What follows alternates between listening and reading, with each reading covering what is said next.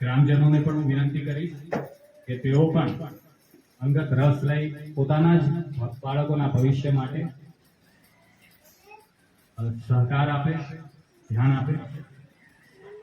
અંતે આ તમામ બાળકો ઉજ્જવળ કારકિર્દી બનાવે, તેમના જીવનમાં આનંદ અને ઉત્સાહ વ્યાપી રહે તે માટે તેમને શુભકામનાઓ પાઠવું છું.